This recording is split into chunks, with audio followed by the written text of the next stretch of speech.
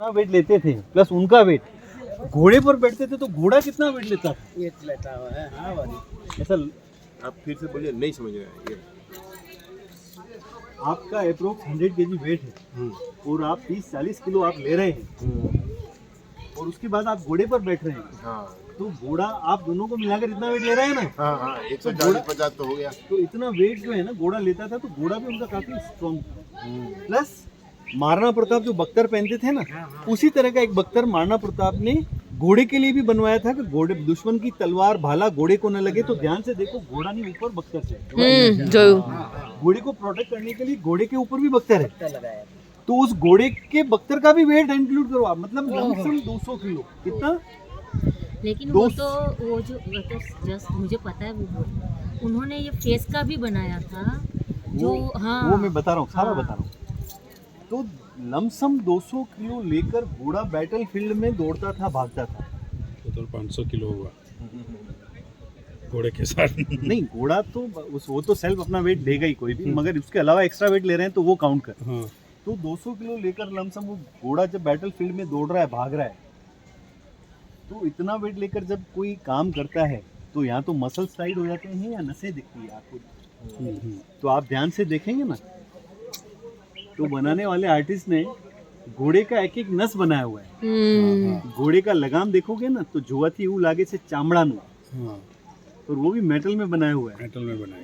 Realistic લાગે हाँ, और એમને જ્યારે છેલ્લો વાર જે થયેલો ને છેલ્લા એટેક જે ચેતક પર થયેલો તે એના પગ પર જ થયેલો, इसके पाँव पे हल्दी घाटी युद्ध में ही हुआ था। કેમ કે એને તો બધું એ સેફ હતો પણ એના सामने जो मुगल सेना थी ना, मुगल सेना में मोस्टली हाथी थे और हमारी सेना में ઘોડે જ્યાદા घोड़े हाथियों से डरते हैं, समझ रहे हैं आप?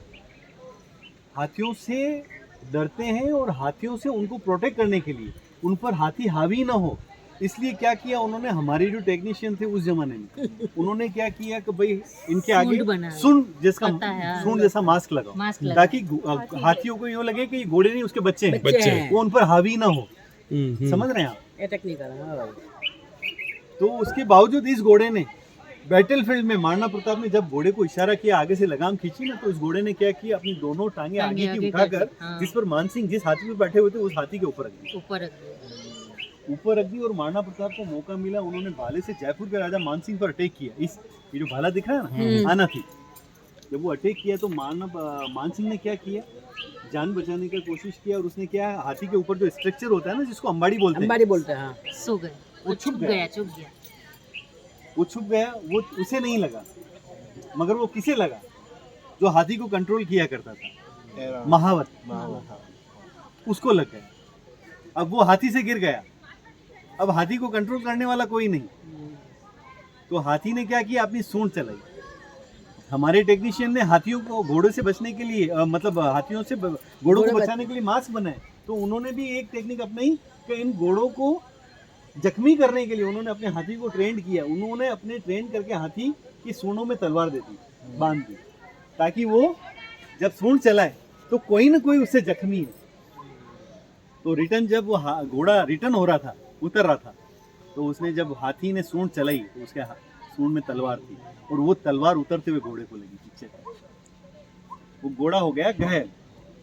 घोड़े को घायल देखकर मुगल सेनाओं में हाहाकार मच गया। उन्होंने क्या किया, चारों तरफ घेरा उनको बना घेर लिया लिया। घेरा बना लिया महाराणा प्रताप तो कंटिन्यू फाइट कर रहे थे, पर घोड़ा लड़खड़ा रहा था। घोड़े ने देखा अगर मैं लड़खड़ा कर गिर गया तो पॉसिबल है ये लोग मेरे मालिक को मार देंगे। ये सोच किसकी थी, घोड़े की, जानवर की। तो उस घोड़े ने क्या किया, अपने मालिक को बचाने के लिए उस बैटल फील्ड से मुगल सेनाओं को खदेड़ता हुआ महाराणा प्रताप को 3 किलोमीटर दूर ले गया। मुगल सेना उनके पीछे थी, मगर वो मुगल सेनाओं को खदेड़ता हुआ 3 किलोमीटर महाराणा प्रताप, हल्दी घाटी महाराणा प्रताप को दूर ले गया, और बीच में एक नाला आया जिसको बिना हिचकिचाए इस घोड़े ने उसी कंडीशन में जंप किया। वो कहते हैं नाला जो था तकरीबन 20-22 फीट चौड़ा था, चौड़ा था, और उसके ऊपर उतना ही वेट था, और वो घायल था। इतना जंप करने के बाद वो जब उस तरफ गया तो महाराणा प्रताप तो गिर गए, पर घोड़े का टकराना एक चट्टान से हुआ था। उस समय सामने पत्थर था बहुत बड़ा, उससे टकराया, वहीं पर उसकी गर्दन बेंड हो गई और वहीं पर उसकी डेथ हो गई। मरते हुए इस घोड़े ने अपने मालिक को बचाया। यही रीजन है कि हिस्ट्री में महाराणा प्रताप का नाम किसी और के साथ नहीं आता, चेतक साथ आता है। तो ये કેટલો reason હે है એ कि જાનવર महाराणा તેનો प्रताप કેટલો और વફાદાર। मानसिंह को मारा नहीं था, मन नहीं गया था। नहीं, वो मरा नहीं था, वो फिर वहां से भाग गया, रिटर्न हो गया।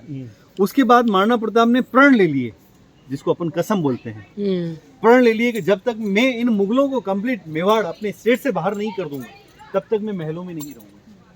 न तो महलों में रहूंगा, न सोने चांदी के बर्तनों में खाना खाऊंगा, और न ही गद्दों पर सोऊंगा।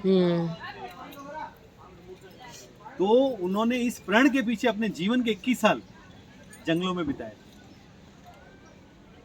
21 साल जंगलों में रहे, पत्तों पर खाते थे, नीचे जमीन पर सोते थे, सोने चांदी के बर्तन तो दूर, ये कंडीशन थी।